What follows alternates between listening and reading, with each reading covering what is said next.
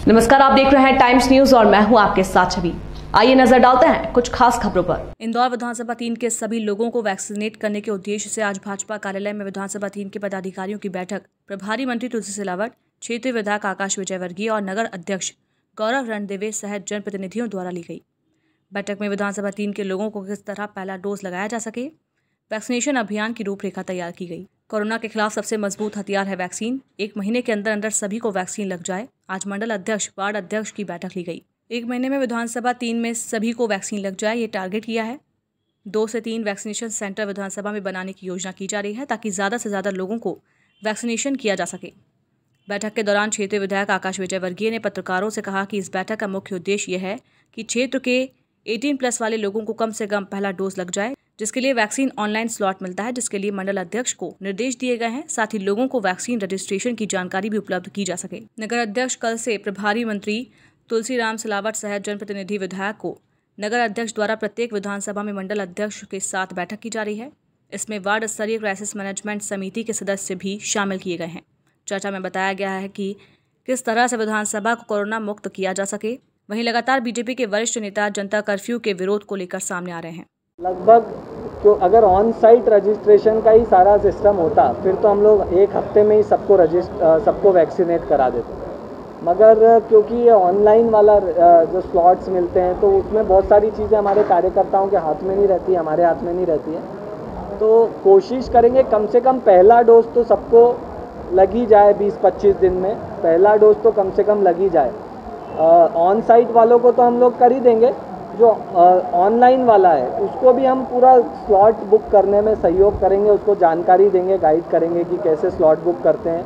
पूरा उसमें सहयोग करके कोशिश करेंगे कि कम से कम 1 डोज तो हमारे विधानसभा में हर व्यक्ति को 20-25 दिन में लग ही जाए। देखिए, जैसे बड़ी व्यवस्था है, कभी कभार चूक होती है, मगर जैसे मंडी वालों जैसे आदेश आया, अब मंडी वालों के फ़ोन आए तो मैंने स्वयं ने कलेक्टर से बात करके मंडी का गेट खुले, ऐसी उनसे बात की और मंडी का गेट खुलवाया। उनका जो सामान था, ऐसे ही हमारे नंदलालपुरा मंडी से कुछ फ़ोन आए तो उनका भी सामान बिक जाए, उसके लिए हमने प्रयास किया।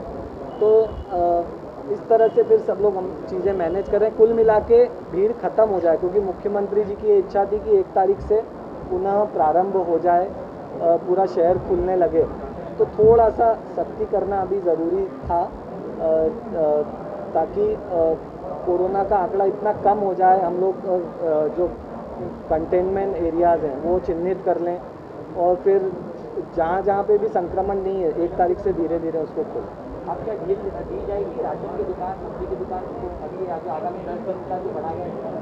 हाँ, उसके बाद तो दी जाएगी, इसीलिए तो अभी उसी की तैयारी चल रही है। देखिए, कल से माननीय प्रभारी मंत्री जी, मैं और क्षेत्र के जो हमारे हारे जीते विधायक हैं, ऐसे जनप्रतिनिधियों की टोली प्रत्येक विधानसभा में मंडल अध्यक्ष और पार्षद जो हमारे हैं उनके साथ बैठक करके, क्योंकि ये लोग वहाँ की जो वार्ड की क्राइसिस टोली उसका भी हिस्सा है और हम लोग कहाँ तक पहुँचे हैं, कोविड को हम कैसे उस विधानसभा के बूथ को कोरोना मुक्त कर सकते हैं, वार्ड को कोरोना मुक्त कर सकते हैं, उस विधानसभा को कोरोना मुक्त कर सकते हैं, चाहे वो छोटे छोटे माइक्रो कंटेनमेंट जोन बना के, अर्ली ट्रेसिंग करके या अन्य जो भी हमको और व्यवस्थाएं करनी है उसको लेके लगातार माननीय प्रभारी मंत्री जी और मैं पूरे इंदौर नगर के सारी विधानसभाओं की बैठक कर रहे हैं। उसी तारतम्य में आज ये विधानसभा 3 की बैठक कि हम लोग सब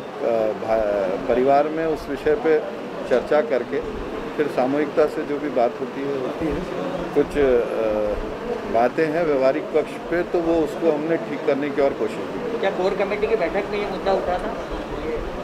अभी हमारी कोर कमेटी की बैठक ही नहीं हुई है। लेकिन ये आए थे अपने वीडी शर्मा जी आए थे, उस दिन की बैठक हुई थी। सामान्य विषयों पे बहुत सारी चर्चाएं हुई। पर क्या पक्ष में है कि लॉकडाउन लगाया जाना चाहिए सख्ती से और या छूट दी जानी चाहिए? पक्ष विपक्ष से नहीं चलता, कलेक्टिवली सभी लोग क्या चाहते हैं और कलेक्टिवली कैसे इंदौर को ठीक कर सकते हैं उसको लेके बातें चल रही हैं। तो उसमें हमारे सभी वरिष्ठ, हमारे सभी मार्गदर्शक, सभी इंदौर को ठीक करने की दिशा में लगे। अध्यक्ष जी के साथ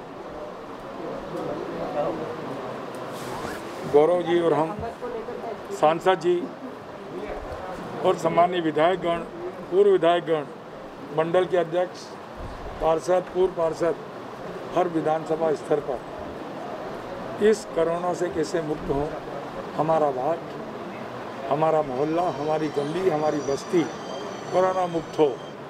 इस संघर्ष से, इस महामारी से, इस आपदा से हम कैसे उभरें, ये हम सबकी जिम्मेदारी है। सरकार अपना काम कर रही है।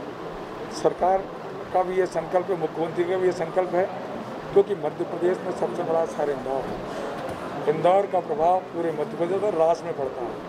इसलिए क्योंकि जनता कर्फ्यू अच्छे से लागू हो, मोहल्ले का व्यक्ति मोहल्ले में रहे, घर का व्यक्ति घर में रहे, वार्ड का व्यक्ति वार्ड में रहे, गली का व्यक्ति गली में रहे, बस्ती का व्यक्ति बस्ती में रहे। जब हम सब मिलकर एक सामूहिक प्रयास करेंगे तो इसमें इस कोविड से हम जीतेंगे, इस महामारी से हम जीतेंगे। इंदौर को कोरोना मुक्त करके रहेंगे। ये वाकई में एक मिनट, ये बहुत गंभीर मामला है। इस कोविड की लड़ाई के बाद ये ब्लैक फंगस आ गया। लगभग अभी 278 थे, दिन प्रतिदिन बढ़ रहे हैं, क्योंकि पूरे डिवीज़न के, पूरे इंदौर संभाग के सारे जो मरीज हैं वो हमारे यहाँ करते हैं और 17 अस्पतालों में फंगस के मरीज भर्ती हैं। सबसे ज़्यादा संख्या महाराजा यशवंतराव हॉस्पिटल में है। मैं निरंतर सम्मानीय मुख्यमंत्री शिवराज जी ने इसको महामारी घोषित कर दी और सरकार इसको बड़ी गंभीरता से हर स्तर पर कोशिश कर रही है, प्रयास कर रही है, वो साधन और सुविधा देने का काम कर रही है। स्थिति ठीक क्यों नहीं रही है? ना इंजेक्शन है, डीन के पास लोग एक बात सुनो, ये आप लोग बात कर रहे हो वो भी नहीं मिल रहा। मेरी बात सुनो। ये विपरीत परिस्थितियों में एकदम सामने आया, आपको पता है।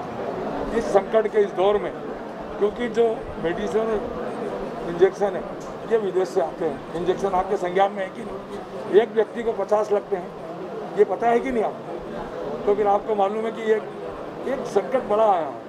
जब जिसको आप अपेक्षा नहीं करते वो संकट आ जाए, उसको सरकार, मैंने कहा ना, इतनी गंभीरता से ले रही है।